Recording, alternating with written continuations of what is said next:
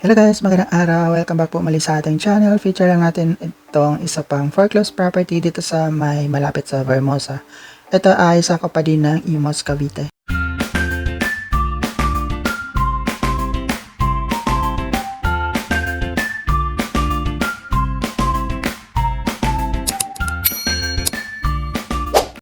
Ang susunod na property na ating pupuntahan ay located dito sa may Summer Point Residences dito sa may Pasong Buhaya, Imus, Cavite. Ayan, itong location naman ng property ay napakalapit sa may Vermosa.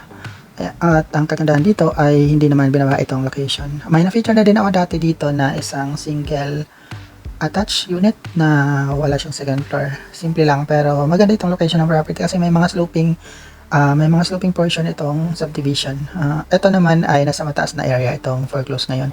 Ang kagandahan dito is parang end unit siya at wala siyang meron siyang katabi sa kabila, pero sa kabila ano siya, open space. Kumbaga meron siyang extra space sa gilid. Pasensya na po, medyo late na itong post ko. Ihabol ko lang siya since meron namang online bidding. I'm not sure kung nakahabol kayo. Sana nakahabol kayo sa online bidding sa Pag-ibig website. Kung wala kayong time, magpunta sa Pag-ibig. And good luck po sa mga nagbibid nitong property. Dito tayo sa may Pasong Buhaya Road. Dito lang din naman yung entrance niya. Malapit po ito sa may sa may Vallejo Place, yung pinaka subdivision. Ito naman ay kabilang side naman, pakanan naman na side yung pasukan niya. Meron ako na feature dito ng nakaraan. Kung gusto niyo panoorin, nandiyan lang din po sa list na aking mga videos. Maraming salamat po sa mga patuloy na nakasubaybay sa ating mga videos. Para sa bago pa lang sa ating channel at gusto niyo yung mga ganitong content, click nyo lang po ang subscribe button at ang notification bell para updated kayo kapag meron tayong mga bagong uploads. Maraming salamat. Sa mga nagtatanong po, hindi po tayo agent or connected sa Pag-ibig Foreclosed Properties. Kagaya nyo lang din kami na nagbibid para makakuha ng sariling bahay. Andito tayo sa pinakakanto na kalsada, papasok sa subdivision. Medyo distansya pa siya ng konti dito, either walking distance or kung meron kayo sasakyan, maganda naman itong location. Medyo meron din siyang access dito sa malapad na kalsada sa Vermosa. Kaya ayun, napakaganda niya.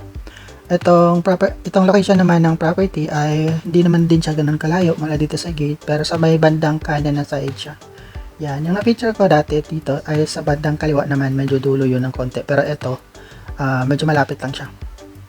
Pero depende pa din kung ano yung tingin nyo sa malapit or malayo, nasa inyo naman yun. At kung mayroon kayong sasakyan dito, medyo abala lang dito kasi walang parking slot itong bahay. At makita nyo naman may mga naka-street parking din dito sa subdivision. Although yung ibang mga bahay naman dito ay mga space for parking, pero most of the time ini-extend lang nila yung bahay at sa kalsada sila nagpa-park. Kaya yun, nasa inyo naman yun. Itong property naman ay medyo sloping yung kalsada nyo pababa. Kaya kung meron kayong sasakyan, pwede kayong mag-park sa kalsada, pero yun lang, medyo risky siya kasi sloping siya. Ang kagandahan lang dito at safe kasi kapag umuulan, hindi na sa-stuck yung tubig kaya hindi siya naiipon at dadaylo lang sa pababa. Mula dito sa gitnang kalsada, from the gate, papasok natin tayo dito sa kainan. Andito lang located itong property. Medyo may mga liko-liko lang dito ng konti. Ito pala yung covered court nila. Maganda, malapad. At saka dito lang located itong property sa may unahan ng konti.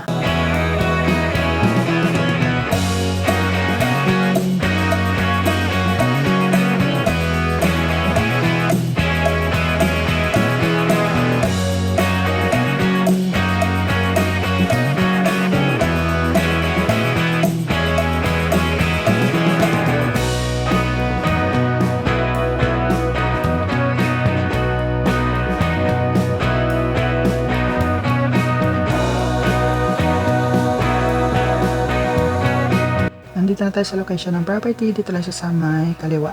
Ayan siya, diba? Papark lang tayo dito, tapos tingnan natin yung bahay. Medyo luma na siya, hindi siya ganun kabago, di gaya nung nasa picture ni Pag-ibig. So for sure, yung picture ni Pag-ibig is mga ilang taon na din yung nakastock sa kanila. Tapos yun din yung pinupost nila dito. Ito kasi yung itsura niya, mukhang napaglumaan na talaga. Tsaka mas marami yung tambak dito. Di gaya nandun sa picture na medyo konti pa lang yung nakikita sa picture nila na may mga nakatambak dito. Ito maraming mga materials na nakatambak eh. Kita nyo naman. Ayan, gaya nga nang nabanggit ko, meron siyang kadikit na bahay at itong side niya dito ay sloping. Kaya medyo safe siya sa baha. Meron lang din mga nakapark dito sa harap niya. Silipin natin yung bahay sa malapitan. Ito, ang daming nakatambak. Hindi ako sure kung sa kapitbahay itong mga materials dito. Pero para mga construction materials siya. Nakakadena itong pinto kaya hindi natin siya mapasok. Ito yung itsura niya sa loob. Yan, mukhang meron nga siya mga gamit. May chairs and tables pa. Ayan. Hindi ako sure kung ano ito eh. Parang sa kapitbahay yata ito kasi mukhang hindi naman nagalaw itong bahay. Parang bare unit pa din siya eh. Wala siyang improvement. So, it means parang ginawa lang siyang stock room ng kapitbahay. Yan, di ba? Kaya nakakandado. Di tayo sure kung nagbibid din sila dito. Pero nasa foreclose na siya, kaya open siya for bidding. Good luck na lang din sa makakuha dito. Malamang kausapin niya na lang yung kapitbahay na dito, temporarily nag-stock ng mga gamit dito sa unit. Since ano naman to, acquired asset naman to ng Pag-ibig, kaya open naman lahat dito kung sino yung gustong mag-bid. May mga jealousy pa nga siya at yan, may mga construction materials nga yung tinambak dito sa loob. Wala namang bakas na natirahan itong property. Baklas-baklas lang yung ibang mga pieces ng glass sa bintana. Pero yan, bare pa din talaga siya. Wala din improvement yung kisame. Ano pa din siya eh. Diretso bubong lang. Ganyan lang siya. Pero yung katabing bahay, fully improved na siya. May second floor or pinataasan na nila. Second or third floor na nga yata. Pinataasan na lang yung unit. Pero ganito lang siya. Maliit lang yung space din sa harapan. Hindi kasya kapag gagawing parking. Kaya for sure, kapag meron kayong sasakyan, sa kalsada lang din kaya talaga magpapark. Meron siyang mga tanim na papaya dito sa gilid. Pero ayun nga, puro tambak nga itong harapan ng bahay. Medyo marami-rami kayong lilinisin kapag nakuha niyo itong property. Ayan. Pero hindi ako sure kung kukunin pa ito ng mga kapitbahay yung mga gamit dito.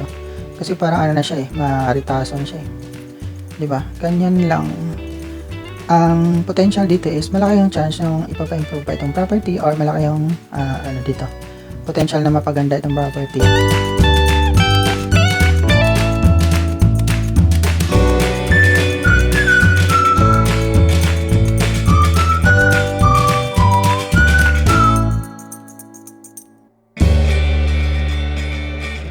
Ang ano naman dito sa kabilang side is meron siyang space. Hindi ako sure kung itong area na to ay sakop nitong property or sakop ng kapitbahay. Pero kasi hindi naman siya ginamit ng kapitbahay or hindi naman pinagawa ng kapitbahay, so for sure itong lote na to ay sakop pa ito nitong property. Yan, below 1 million lang po itong price niya. Nasa first public auction pa siya kaya wala pa siyang discount. Kung wala namang makakuha nito, lalabas ulit ito sa second auction or sa negotiated sale. Depende kung meron nang makakuha. Ayan, malaki pa yung space na dito sa gilid eh. Kung sakop pa ito ng property, malamang malaking chance niya dito na babakuran niya siya, malaki pa yung space niya. 'Di ba? Pwede pa siyang gawing hallway, 'di ba? Kasi hindi naman siya ginamit ng kapitbahay. So for sure, sakop pa to ng property line nito ang bahay. Yung total lot area kasi nito ay nasa mga 64 square meter based sa specification yan sa website listing ni Pag-ibig. Hindi din ako sure kung malaki pa ang space nito sa may likuran na banda. Pero ganito lang kasi yung space sa harapan. Maliit lang. Tapos sa gilid nga, yung may space pa siya. For sure, sakop pa yun ng property.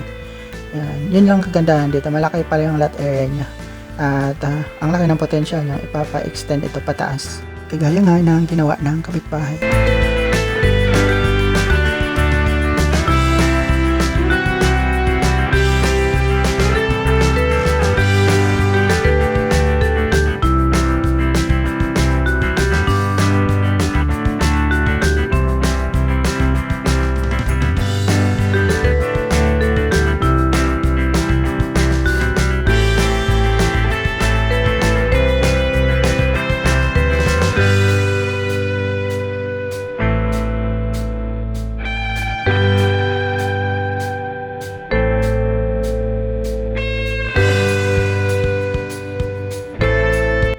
Ang property available sa first public auction na discount under trans number OPA 1510002.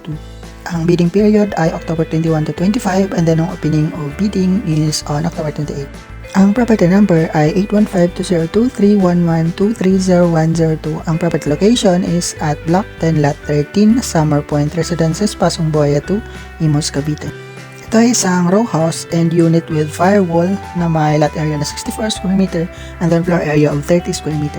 Ang minimum bid price sa Pag-ibig is 997,704 and then ang gross monthly income na required based sa minimum bid price is 17,551.53 at ito ay isang unoccupied property.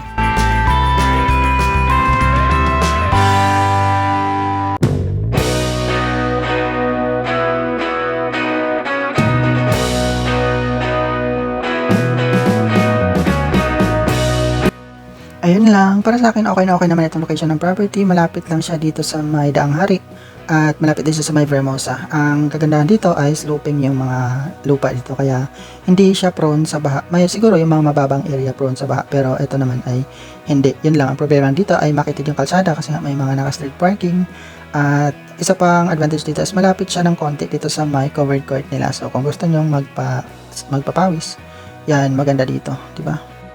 Tiningnan ko nga pala kung may lusutan dito sa kabilang side kaso wala pala siyang lusutan dito sa tagos papuntang court. So iikot talaga.